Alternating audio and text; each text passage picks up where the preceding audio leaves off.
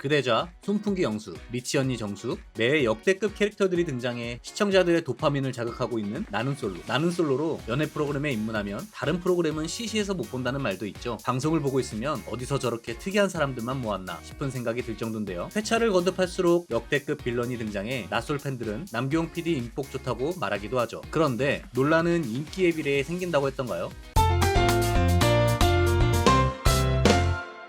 나는 솔로 출연자들의 논란이 끊이지 않고 있습니다. 최근에 25기 영철이 20대 여성을 성폭행한 혐의로 구속된 사실이 알려지면서 다시 한번 논란이 되고 있어요. 사건이 알려지면서 지난 방송에서 스킨십에 집착하던 영철의 행동들도 다시 주목받고 있는데요. 25기 영철은 나솔 방송이 끝난 후에도 나솔 사계에 출연했고 방송 중이었는데요. 제작진은 사건 이후 나솔 사계에서 25기 영철 부분을 통편집하겠다고 밝히기도 했어요. 사실 나는 솔로의 일반인 출연자 논란은 이번이 처음이 아니에요. 그동안에도 크고 작은 논란이 많았는데요. 먼저 의사라는 직업을 공개하면서 같은 기수 여자들의 관심을 한몸에 받았던 13기 영수. 13기 영수에 대한 논란은 첫 방송 이후 저에게 끔찍한 고통을 주었던 나는 솔로 출연자라는 제목의 글이 올라오면서 시작됐어요. 내용은 13기 출연자 남성 때문에 성병에 감염됐다. 남녀 사이란 여러 이슈들이 있을 수 있다. 그러나 이렇게 화제성을 띈 프로그램에 아무렇지 않은 얼굴로 공적인 방송에 출연한다는 것이 제 입장에선 분노가 치밀어 오른다. 더 이상의 피해자가 없길 바란다는 내용이었는데요. 글 속에서 지칭하는 남자는 13기 영수인 것으로 밝혀지면서